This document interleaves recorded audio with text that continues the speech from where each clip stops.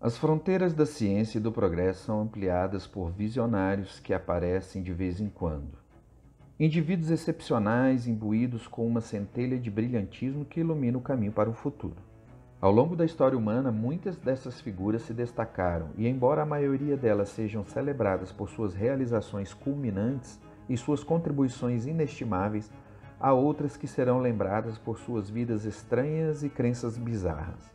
Uma dessas personalidades capaz de reunir as facetas de genialidade e excentricidade ao mesmo tempo foi nada menos que um dos pioneiros das viagens espaciais e da ciência de foguetes. Um cientista que ajudou a criar a NASA, alcançando o que antes era considerado impossível, conquistar o espaço. Mas além de ser um gênio científico, o americano Jack Parsons também ficou famoso pelas suas profundas crenças no ocultismo e na magia negra, que lhe valeram o apelido de Anjo Estranho. Nascido em Los Angeles, Califórnia, em 2 de outubro de 1914, Parsons foi criado em uma família rica e tradicional da costa oeste. Durante sua juventude, ele ficou fascinado com as histórias de ficção científica e imaginava se aquelas viagens pelo espaço poderiam um dia acontecer. Ainda muito jovem, seus interesses pela astronáutica já estavam aparentes quando ele passava horas em seu quintal tentando remendar foguetes caseiros propelidos com pólvora e conduzindo experimentos estranhos com combustíveis, muitas vezes extremamente voláteis. Parsons foi expulso da escola certa vez por explodir um banheiro com um motor que havia criado. Embora nunca tenha se formado na faculdade, Parsons aprendeu tudo o que precisava por conta própria e continuou a realizar experimentos com foguetes na companhia de amigos. Seu grupo se autodenominava Esquadrão Suicida, já que suas pesquisas tinham uma natureza explosiva e perigosa. Era um grupo desorganizado de exploradores da ciência e visionários. A ideia de foguetes levando pessoas para o espaço era coisa de fantasia, algo que só acontecia em quadrinhos e nos filmes de Buck Rogers e Flash Gordon. O Esquadrão Suicida realizou grandes progressos, com Parsons em particular sendo muito inovador e instrumental para a criação de combustíveis que poderiam ser usados em seus experimentos. O grupo foi capaz de convencer o governo a dar um financiamento de pesquisa no valor de $1.000, que lhes permitiu experimentos mais profissionais. E isso foi apenas o início de sua carreira como cientista a serviço do Corpo de Aviação dos Estados Unidos, o precursor da USAF. Parsons iria projetar motores a jato, criar a base para combustíveis superpotentes, tanto líquidos quanto sólidos, desenvolver foguetes e mísseis usados pelos militares e pela NASA, além de outras inovações que são a base de muitas coisas que usamos hoje em dia. Ele foi um dos principais fundadores da Jet Propulsion Laboratory e da Aerojet Engineering Corporation, duas entidades criadas para pesquisar e desenvolver tecnologia de aviação. Não por acaso, Parsons se tornaria conhecido como o pai dos foguetes modernos e tiraria as viagens espaciais das páginas de ficção científica. Suas invenções ajudaram a colocar o homem na Lua e nos permitem sonhar com jornadas mais longas. Nada mal para alguém sem diploma e com conhecimento autodidata. No entanto, a vida de Jack Parsons não se resumiu apenas a estudos e pesquisas. Apesar de manter a fachada de cientista, sua vida pessoal era bem pouco, digamos, ortodoxa. Parsons sempre foi fascinado pelo ocultismo e acreditava em noções peculiares. Em 1939, ele se envolveu em um movimento filosófico religioso chamado Telema, iniciado pelo infame ocultista e feiticeiro inglês Aleister Crowley. Após participar de reuniões e palestras, Parsons foi convidado a integrar o grupo que havia sido batizado como Ordo Templi Orientis, a OTO. Eles praticavam uma forma de magia na qual a vontade, segundo suas crenças, poderia produzir efeitos sobre o mundo físico. Crowley dizia que, teoricamente, seria possível usar a força de vontade para alterar a natureza de qualquer coisa. Parsons acreditava que a teoria da vontade podia ser explicada cientificamente por meio da física quântica. Na sua opinião, não havia desacordo entre a ciência e o ocultismo. O mundo sobrenatural nada mais era do que uma ciência ainda desconhecida. Como parte dessa ordem ocultista, Parsons foi capaz de usar seu carisma natural e boa aparência para reunir um grupo eclético de amigos e seguidores ao seu redor. Ele participou de todos os tipos de rituais estranhos, inclusive um chamado de missa gnóstica, uma espécie de perversão da cerimônia católica, formulada por Crowley, na qual os praticantes bebiam vinho e comiam bolo da luz, uma iguaria feita com sangue menstrual. O cientista leu extensivamente toda a obra do ocultista, subindo na hierarquia da ordem até se tornar um membro proeminente e eventualmente ser designado pelo próprio Crowley como chefe do templo da costa oeste. As coisas então só ficariam mais e mais estranhas. Estabelecido na Califórnia, Parsons comprou uma enorme mansão onde alguns dos membros do grupo viviam uma espécie de comunidade aberta. Haviam prostitutas contratadas para participar de rituais de magia, bem como música alta até a madrugada, embriaguez e brigas. Apesar disso, Parsons continuava desempenhando um trabalho importante para o governo na pesquisa de foguetes e combustíveis. Ele era tratado como o principal pesquisador em vários projetos ultra-secretos. Contudo, as pessoas mais próximas percebiam que ele apresentava uma falta de controle cada vez maior, algo que muitos viam como insanidade. No início da década de 40, a mansão se tornou um marco zero para todos os tipos de rituais mágicos alimentados com drogas, sacrifícios de sangue e práticas arcanas. Sexo era visto como um poderoso combustível para rituais mágicos e Parsons passou a se relacionar com a irmã de sua esposa, que não tinha nem 17 anos. A casa recebeu o nome de Parsonage e atraiu frequentadores estranhos que incluíam escritores, poetas, cientistas, bruxas e outros indivíduos peculiares. Durante esse tempo, Parsons se tornaria cada vez mais excêntrico, acumulando uma coleção impressionante de espadas e adagas, indo a toda parte com uma cobra enorme de estimação em volta do pescoço, brincando com barcos de brinquedo em sua banheira, convidando crianças para explorar o jardim da propriedade e se envolvendo em rituais religiosos cada vez mais estranhos. Toda essa libertinagem cobrou um preço alto na sua vida profissional, à medida que ele estava se tornando mais interessado em presidir orgias sexuais e rituais mágicos do que em desenvolver foguetes. Quando um administrador ordenou que ele corrigisse sua vida, ele simplesmente pediu demissão e abandonou vários projetos. O governo tentou fazer com que ele voltasse atrás, mas ele disse que cuidaria de um trabalho mais importante dali para frente. De um ponto de vista pessoal, a esposa de Parsons também não estava nada satisfeita com suas escapadas e os dois se divorciaram pouco tempo depois.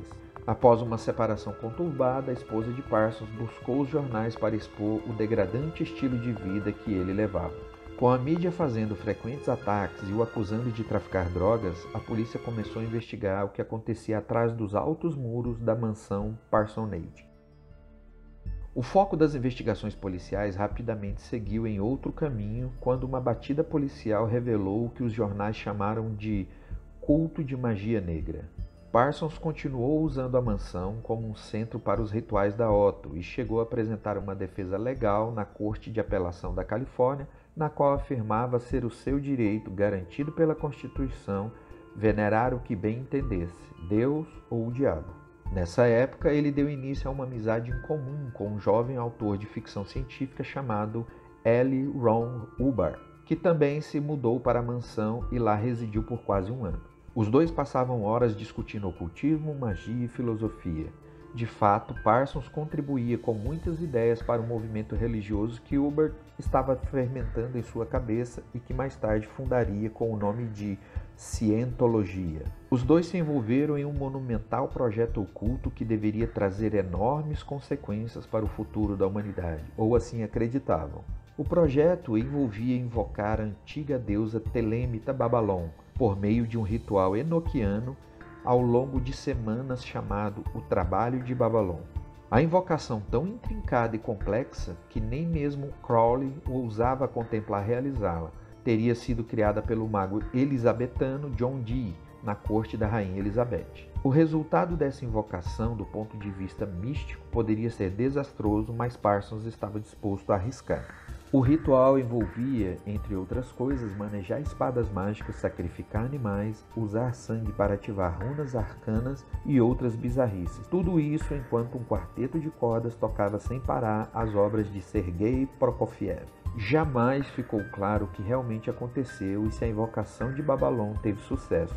Os dois nunca revelaram qual foi o resultado de suas conjurações. Após esse colossal ritual, com maldição ou não, as coisas começaram a dar erradas para Otto.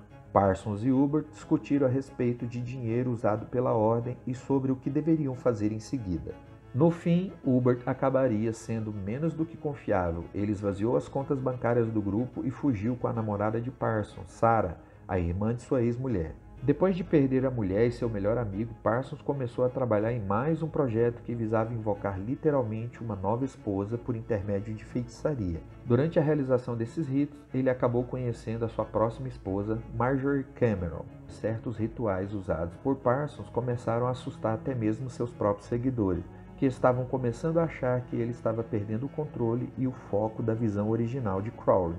Na verdade, quando o próprio Crowley ouviu sobre o que estava acontecendo na costa oeste dos Estados Unidos, ficou bastante incomodado e não impressionado, chamando Parsons de tolo fraco por não lidar com a situação da maneira eficaz. Parsons não gostou dos comentários do seu mentor e por algum tempo rompeu com ele as ligações.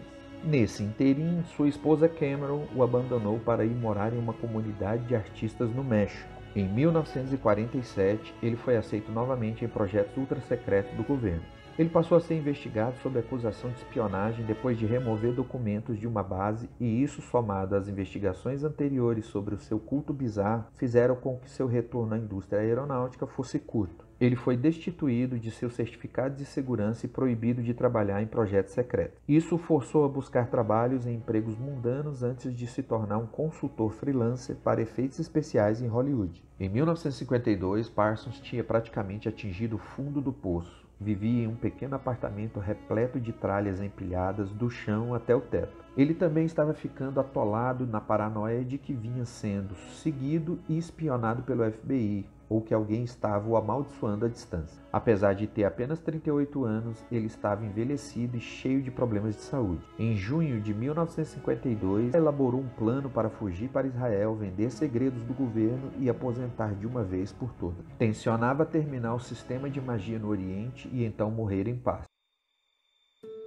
Em 17 de junho de 1952, Parsons foi encontrado horrivelmente mutilado após uma enorme explosão ocorrida em um terreno baldio, onde ele costumava testar o material pirotécnico usados em seus efeitos especiais. Seu rosto havia sido queimado, ele perdeu um olho, um braço e teve horríveis ferimentos decorrentes da explosão. As pessoas que o acharam disseram que ele ainda estava vivo, apesar dos severos danos sofridos, e que ele olhava para o céu balbuciando palavras sem nexo, como se estivesse em completo êxtase. Ele não resistiu e antes da ambulância que o transportava chegar ao hospital, ele já havia morrido. A morte de Jack Parsons se tornou um mistério por si só, com muitas questões que permaneceram em aberto. Por exemplo, no que ele estava trabalhando e o que causou a explosão que o matou. Uma vez que ele não era contratado para providenciar efeitos especiais com explosivos fazia tempo, alguns imaginavam que ele havia cometido suicídio. Mas outros supunham que a paranoia dele poderia, afinal de contas, ser justificável e que ele teria sido assassinado para evitar que vendesse segredos para uma nação estrangeira. Finalmente, alguns supunham que ele estava tentando realizar uma experiência de magia que deu irremediavelmente errado. No final, sua morte foi tão misteriosa quanto sua vida. É incrível imaginar como um verdadeiro pioneiro das ciências pode ter ficado tão envolvido e perdido em crenças místicas e ocultas. Ele era um gênio, um louco ou um pouco dos dois? Seja qual for o caso, o fato de este visionário homem da ciência se tornar um defensor ferrenho do misticismo apenas reforça o quanto sua vida foi incomum.